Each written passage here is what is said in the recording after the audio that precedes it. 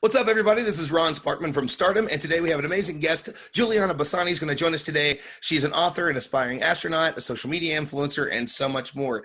Julia, welcome to the show today. Hi, thank you. We're so glad to have you, and you've got a really amazing story. You've done so much so young. So let's start off with something that we like to ask everybody. How did you first get inspired by space and science? Okay, so I have to say that when I was a child, I didn't really care about space. Like, I actually loved animals and nature.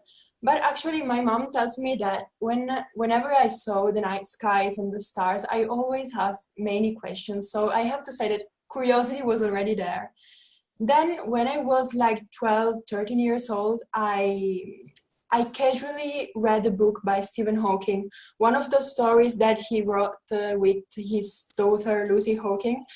And that's when my love began, my love for space began. Then at the high school, I began to study physics and astrophysics, and I found out about all the science behind it all. And I really realized how much I loved all about space. Yeah. And so when did you know that you wanted to be an astronaut? It happened in my third year of high school. I was like 15 years old, and the first Italian woman astronaut went to the International Space Station, Samantha Cristoforetti. And from that moment, I began to study more, to get more into astronautics and aerospace engineering. I began to follow every expedition to the International Space Station. I learned what it really meant to be an astronaut, like apart from being in space, floating in weightlessness, like. Yep. And so I realized that actually astronauts were super intelligent persons who stay healthy and do science. And I learned also about the very hard and tough astronaut training that there is behind all the missions. And it really amazed me. I realized that was what I wanted to do. I knew that it was very difficult and hard, but I've always had a thing for difficult things and challenges. So here I am. I think you picked the right way to go. Then that's it's certainly going to be a path. And you started really young in what you're doing, and you've already seen a lot of success. And because of that, you've become quite popular on social media, especially Instagram. You have a really big following. So what is it about your journey that you think that is inspiring people to follow their dreams and and to continue to follow you and what you're up to? Probably the fact that I'm aiming to such a high goal, which is almost impossible, but despite everything, I'm following it, doing everything in my power to reach my goal. And also probably the fact that I'm very determined, and whenever I put something on my mind, nothing can stop me. And probably that's what people admire, because very often people wrote me saying that they also wanted to be astronauts, but then they said, oh, it's too difficult, so no. Why not? Give it a try. Agreed. I agree 100%. So many people think that, especially you hit a certain age, I'm 25, I'm 30, I shouldn't be able to do this anymore. I don't really care. I'm going after it still anyway. It's a lot. We see a lot of these astronauts that are well into their 40s and 50s even. I think Scott Kelly was 51 when he went up for his year in space. So a lot of people kind of get caught up in that, but I don't know. It's just I'm glad to see that people are reaching out to you, and hopefully realizing that they can do so much more than they think that they can. Yeah. Also, right now I'm reading the book by Scott Kelly, and it really is inspiring me a lot. I'm sharing my love for this book on Instagram, and everyone is now buying that book to read it as well. It's so good too. It's I'm so doing I a got big the shout Audible out to version. Scott Kelly. Yeah, I'm sorry. You were saying? What were you saying? I'm doing a big shout out to Scott Kelly's book on Instagram. I'm sure he loves it and appreciates it. And it really truly is an amazing book, especially when he shares the story that, he struggled. He wasn't a good student. He had trouble when he first started in college. Really amazing. Yeah, it really is, just to see somebody that's accomplished that much from sort of humble beginnings, which is, I think that's what connects us to so many astronauts, that it sounds like this big impossible thing, but so many of them have gone out of their way to really do these amazing things. They were all ordinary people that did something extraordinary. So, you know, why can't somebody like yourself? And I know that you're really big in doing outreach in your country and connecting with people. So can you tell us about some of the things that you do there to reach out to the space lovers in your community and talk to school students, things like that? So first of all, I have to say that I'm studying engineering at the Polytechnic of Turin, which is one of the hardest university in Italy. So I spend the majority of my time studying. But when I have free time, I try to organize conferences or public events about space exploration to speak to inspire people towards space. And also my favorite thing is to go to elementary schools and speak to children, because children are the explorers of tomorrow, and I love telling them about space because they are also enthusiastic about it, and they are my favorite public. Yeah, I would agree with that. Kids are always great, and they always have the best questions. You never know when you're going to get completely surprised by something random. Is there candy in space? Yes. Yeah, so it's always okay. Yeah, it's true. So you also work very closely with World Space Week, and you help organize it in Italy. So can you tell us a little bit about World Space Week there, what it's like? Maybe I'm sure it's a little different than what it is here in the US. So for who doesn't know, World Space Week is a global event which takes place from the 4th to the 10th of October all around the world. And what I do in the team of World Space Week Italy is to organize space events during this period of the year to celebrate space and science easily. Simply, that's what we do. Yeah. And that's just one of the many things that you do. You're spreading space in Italy, working with World Space Week. You were also involved in a contest called the Odyssey Contest. And before we get to your actual project, can you tell us what the contest was about, what it involved, and what you had to do to enter it and be involved in it? Yeah, I took part in the Odyssey Contest in 2016, and it was a contest where it was international, let's say European, where every team of students had to study a project space related. And my teammates and I decided to make a project about an autonomous space base on Mars. There were 3 phases of this contest. We won the national phase and the international semifinals. Nice. And we went to represent Italy to the European finals, which were held at the Eurospace Center in Transinne, where we had to present our projects in front of an international jury. And in that jury, there was also Matthias Maurer, who is now a candidate astronaut for the European Space Agency. So it was really a great experience meeting so many people from all around Europe, everyone united there with the same passion for space, sharing their projects. And then we didn't win the finals, but still it was a great experience, and we were very happy with our results. And from then on, I continued to study Mars and human exploration of Mars. And big passion of mine as well. One of the other people that I work with, Bill Hargerader, and I both run I Love Mars. So it is something that I'm in on as well. You know, I'm hoping that, you know, fingers crossed, you know, Elon Musk gets to do what he wants to do and takes 1 million of us to Mars. I don't know that I want to be in the first like 10 or 20, but the first 10, I'm up for it. So the project that you have going on, the Pegasus mission, hopefully I said that right. It seeks to solve one of the big problems that we face in space exploration, yes, which is cosmic radiation. So can you tell us a little bit about how this project is wanting to find a solution to something that is dire to our health and really surviving on the red planet or in space at all?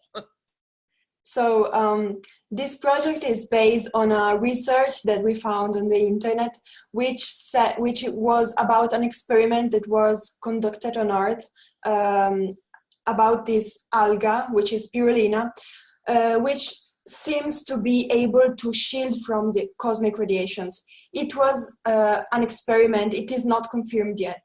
And we, with our Pegasus mission, my team and I, will be the first to test the spirulina in the stratosphere, 30 kilometers from the surface, because in the stratosphere there are the same conditions regarding radiations as well as on Mars. And so we are testing spirulina in the stratosphere with a space balloon using Geiger counters. I think it's in English, I'm not sure, however. Yes. And we're going to see if it really shields from radiations or not. And if it does shield from radiations, then we would have found a very cheap solution to the space radiation, and spirulina, which is an algae really, could be implied in, let's say, EVA spacesuits for future Mars walkers. But that's yet to see. Now we're probably launching the mission in at the end of August, probably. Excellent, excellent. Congratulations on that. That will be amazing. And we'll definitely have to do a future interview and catch up on all your research and what you guys are up to. And as you mentioned, you love Mars. And another thing you got that you just released your first book, which is very impressive for pretty much anybody, let alone somebody that is in school full time and as young as you are. So at Martin 12, this came out. I know you got to be excited about it. So can you tell us a little bit about the premise of the book and basically what inspired it? So this comes from the Odyssey Space Contest, because during that contest, at a certain moment, one of the judges asked me a question, and he asked me if it was possible for children to be born and grown up in that base. And of course, at that time, the answer was no, because I had projected that base only for a mission of limited time. Mm-hmm. But then when the contest finished and I continued to study Mars, that question remained in my mind. And let's say that was the spark that then inspired me to write that book. So this novel tells about the story of the first human beings ever born on planet Mars, and it is set in that same base that I had projected for the Odyssey Contest. Mm-hmm. And so the protagonists are three guys. They are an American boy, a Russian girl, and a Chinese boy, because of course I think about a collaboration to go to Mars. Sure. And they grow on Mars, and at the beginning they have no contact with planet Earth. Like, they know that there are other people on Earth, but they don't know anything else about it. And so eventually they begin to wonder, to ask questions to themselves, like, who am I? What am I doing here? Why am I here and everyone else is on planet Earth? Mm-hmm. And so, you know, adolescence is a very rebellious people where you tend to break the rules. But of course, if you break the rules on Mars, it can be dangerous. So there are going to be these adventures where they will face dangers. And during this trip that they will take to find their answers to their questions. Fantastic. And to have so much going on and to be able to write a book is kind of impressive. Can you tell us the process of how you wrote this book with so many other things happening in your life? That's an impressive thing to take on and then get done. How long did it take you? That kind of thing. So the first thing that I did was working on the scientific basis. And once I had the scientific part partially done, let's say, I began to project every single chapter so that I had a shape of the story that I wanted to write. And then I began to actually write the story. And I remember that I wrote like every evening before going to sleep. You have to consider that I wrote this book during my 5th year of high school, the same year of graduation. So I had to prepare for the final exam as well. But still, every night I went on my computer and wrote. But I did it with passion. Everything I did it with passion. Also, I love writing, and I was excited. I myself was excited to see what was going to happen, what I was going to make happen. Yeah. And so that's how I did it. I like that. And it's very similar to the process. Bill, who I mentioned earlier, who I work with, is on his 5th book is coming out in his Mars Journey series. And he says that the characters just take him on this trip, like he doesn't know where he's going. It's a big surprise will happen, and he's shocked when he writes it, those kind of things. Yes, so, because even if you create a project of the chapter of what you want to happen, mm-hmm. when you write, you never know what's going to happen. Yeah. can say it. And that's kind of a fascinating thing, and it's kind of, I think that makes wanting to write even more intriguing. It's something I've always enjoyed, and something I definitely want to do in the future. But putting pen to paper and then starting it and seeing where it takes you, I'm sure is an exciting process. So right now it's currently in Italian, but you do have plans. You do want to translate it to English eventually, right? Yes. Probably I hope I will translate it to English soon, but for now I can tell. I don't know. I have to talk about this with my publisher, but Fair I do enough. want to translate it.